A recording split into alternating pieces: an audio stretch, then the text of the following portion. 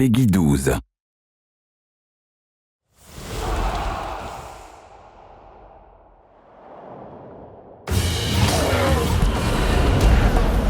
There are several things that we actually try to achieve with each elite specialization. One of the first is that it feels like it's significantly changing the profession that they're playing, some of the core profession mechanics. I think there's a lot of different avenues we can go down for that. Sometimes it's looking to types of play styles that we haven't explored yet for that particular specialization. By doing so, it feels largely like a new profession that you're playing. I think it really opens things up to players to do what they want to do and feel really awesome about doing it. Each elite specialization kind of comes from a different place. Some characters, they come from name alone. When we were developing the Mesmer Elite specialization, someone in one of the very early sessions spitballed the name Mirage. It was like, okay, they had just won. No one else was going to say anything that was better than that. It gave us the sense of dodging, the sense of not being there when you think it's there. It gave us a lot of ideas for how we wanted the utility skills to work. It gave us a sense of the weapon that we wanted to work with it. Whereas something like the Hollowsmith came from a lot of examining different types of game mechanics that we could give to the engineer. We try to keep things as fresh as possible by exploring into spaces that we find each of the professions lacking. Necromancers have never had access to anything supportive or party-based.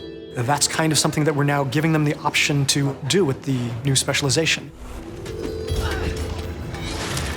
A lot goes into making elite specs happen. We work with concept artists to try and make sure that the feel is right and that it's expressing the right types of moods for the specialization. We work with the raids team if there's a problem with one of the mechanics we're having that might influence raids or World v World or PvP or so. We'll develop particular aspects of a specialization more or less depending on some of the feedback we get from other design disciplines. But at some point, we have to kind of tie things off from a design side and hand them off to other teams.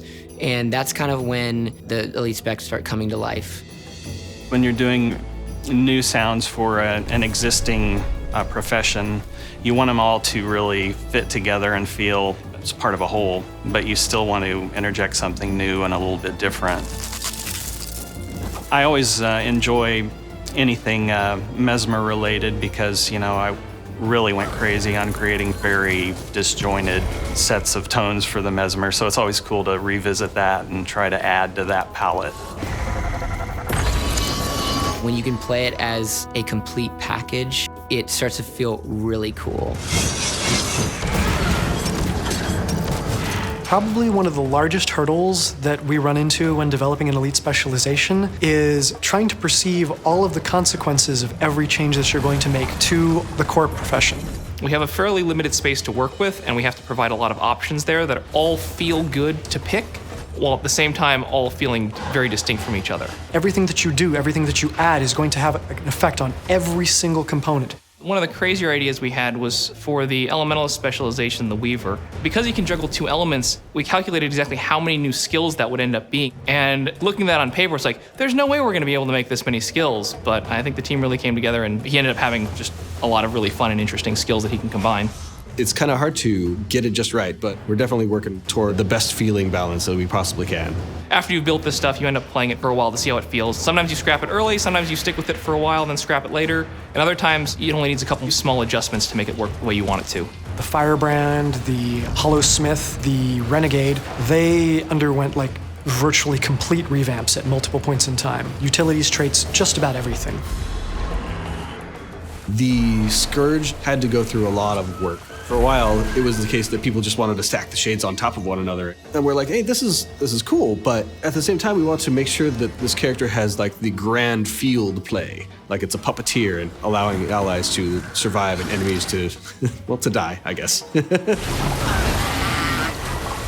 And we have to look at it across multiple modes of gameplay, which are very different. We have to look at it from one-on-ones to 5-on-5s to many-on-manys, and then we have to look at it 50 people against a world boss in numerous scenarios. And those all need to feel like your profession has a role that they can fulfill.